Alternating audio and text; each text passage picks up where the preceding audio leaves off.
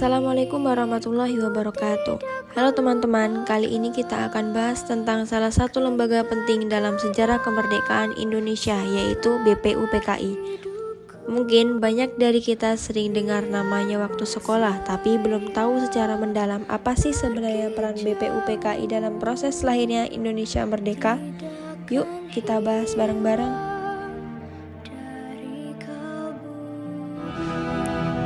Badan Penyelidik Usaha-Usaha Persiapan Kemerdekaan Indonesia atau dalam bahasa Jepang disebut dengan Dokuritsu Junbi Kosakai. Lembaga ini dibentuk oleh pemerintahan Jepang pada tanggal 29 April 1945. Tujuannya adalah untuk mempelajari dan mempersiapkan hal-hal penting yang dibutuhkan dalam proses kemerdekaan Indonesia. BPUPKI memiliki anggota sebanyak 67 orang terdiri dari tokoh-tokoh bangsa dari berbagai daerah dan golongan. Ketua BPUPKI adalah Dr. Rajiman Widyodiningrat, seorang tokoh nasionalis yang sangat dihormati pada masa itu. BPUPKI mengadakan 2 kali sidang utama. Sidang pertama dilakukan pada tanggal 29 Mei sampai dengan 1 Juni 1945. Dalam sidang ini dibahas tentang dasar negara Indonesia. Ada 3 tokoh penting yang mengemukakan gagasannya, yaitu Mr. Muhammad Yamin, Profesor Dr. Supomo, dan Insinyur Soekarno, yang pada akhirnya mengusulkan konsep Pancasila pada 1 Juni 1945.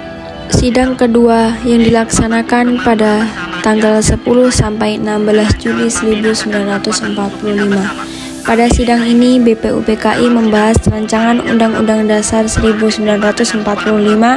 Dari sidang inilah terbentuk Panitia 9 yang menghasilkan Piagam Jakarta, yaitu rumusan awal pembukaan Undang-Undang 1945. Dari peran besar BPUPKI, kita bisa lihat bahwa kemerdekaan Indonesia bukanlah hasil yang datang tiba-tiba, tapi melalui proses panjang dan kerja keras para pendiri bangsa.